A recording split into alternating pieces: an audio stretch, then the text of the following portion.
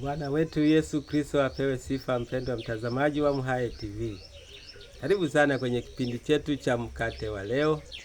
Bado tunaziangalia ahadi za Mungu zilizoandikwa katika Biblia kwa ajili yetu. Tuko katika Agano la Jipya sasa.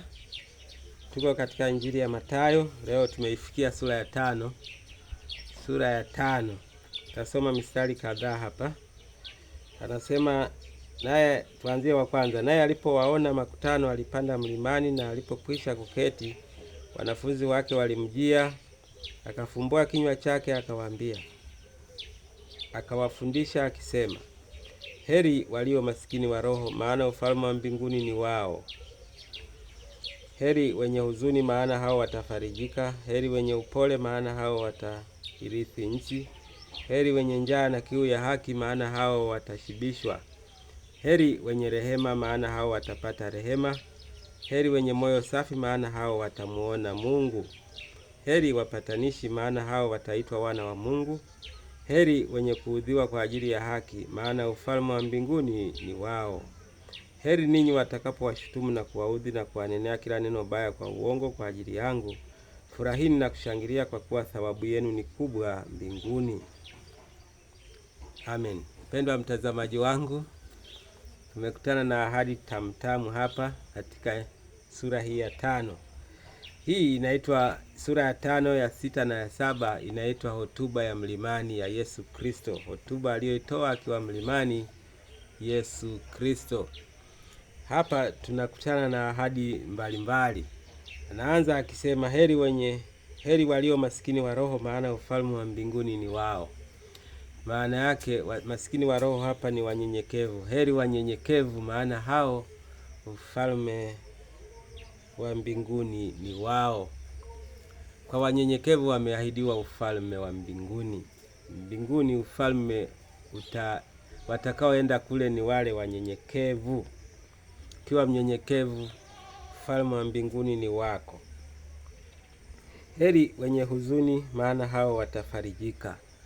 Ukihuzunishwa kwa haki, utafarijiwa na yeye.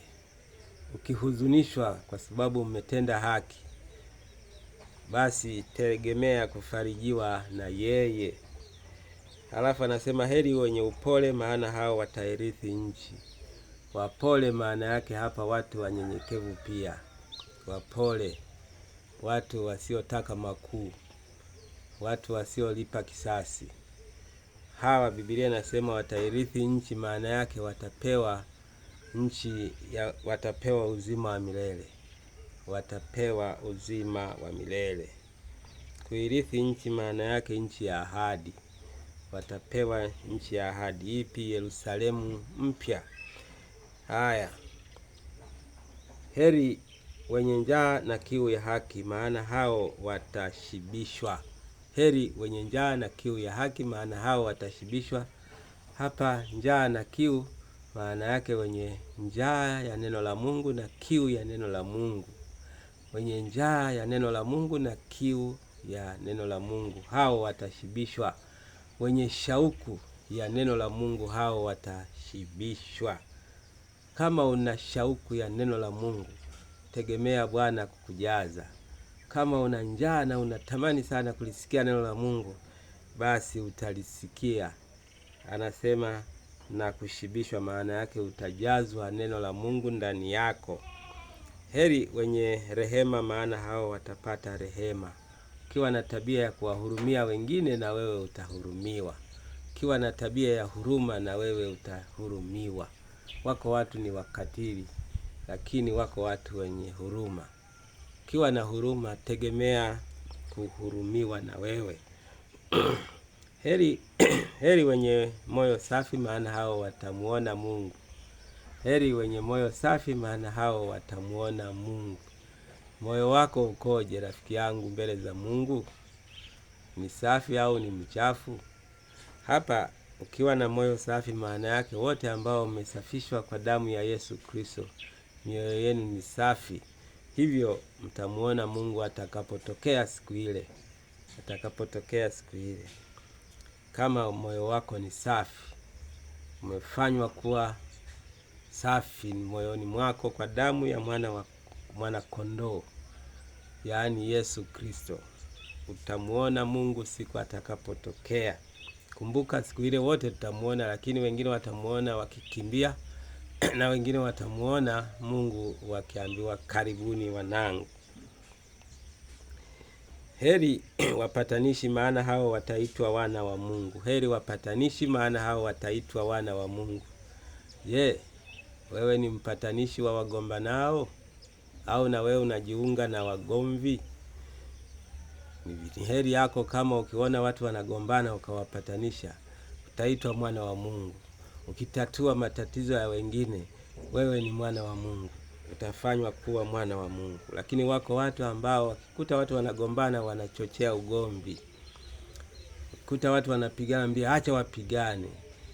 Hiyo si tabia njema. Lakini heri wapatanishi, wale wanaoambia acha bwana, acheni.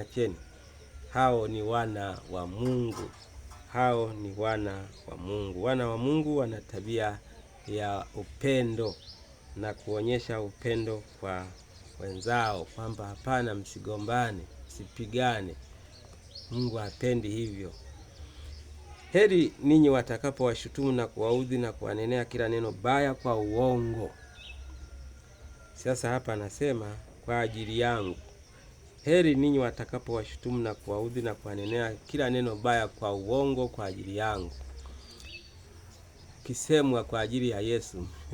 Anasemaje? Furahini na kushangilia, kwa kuwa thawabu yenu ni kubwa mbinguni. Kuna thawabu kubwa imeandaliwa.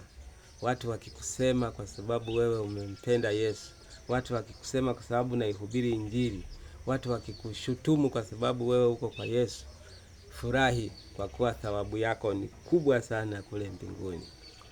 Hatimaye tumefika mwisho. Hatimaye umeelewa nasema nini. Mungu akubariki sana.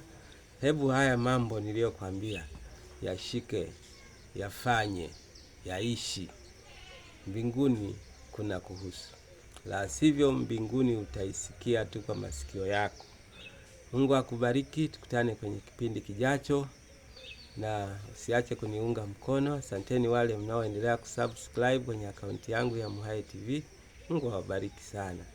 Na wewe ambaye bado, baraka zinakusubiri. Ukifanya hivyo zinakupata.